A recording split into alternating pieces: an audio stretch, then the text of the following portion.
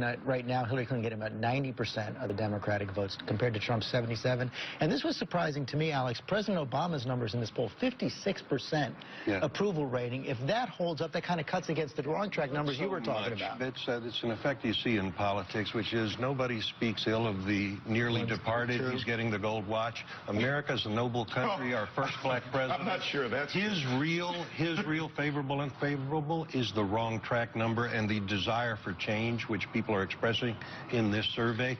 I love to see the Brexit reaction from the elite in Europe and here, which is, oh, the little people have finally figured out how wrong they were and what a great job we're doing. That's the Hillary Clinton campaign.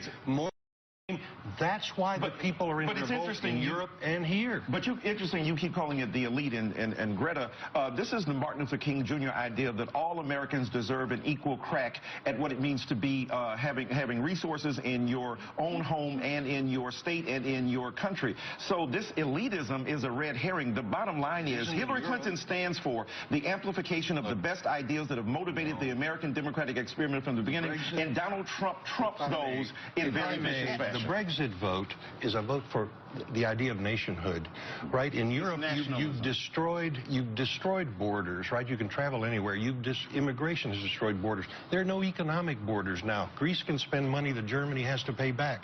The British looked at this and says, you know, we think being a nation is a good idea and that we ought to be one. But nationalism is not the response. Nationalism, of course it is. The idea of, you know what? No, I'm saying nationalism within America. There were nations before the EU, there will be nations afterwards. This is not a crisis. And when Donald Trump talks about building a wall, what people are hearing is that we ought to have a real nation for all of us behind Donald Trump's nation doesn't represent all of us. When he wants to ban Muslims, he wants to keep immigrants out, he wants to build a wall. And look, at his rallies, when black people are pushed around, he then says, I will pay for the legal fees of this. I'm telling you, Donald Trump amplifies the worst instincts, and his nationalism is really a white racist, supremacist nationalism that wreaks terror on the American democratic experiment. I think insulting half of the American people who are supporting Donald Trump by saying they're racist. You have to believe that his supporters are racist. I'm saying he was slow to repudiate David Duke. Demeans you and demeans us. No. He amplifies the worst tendencies of the American experiment. I think the American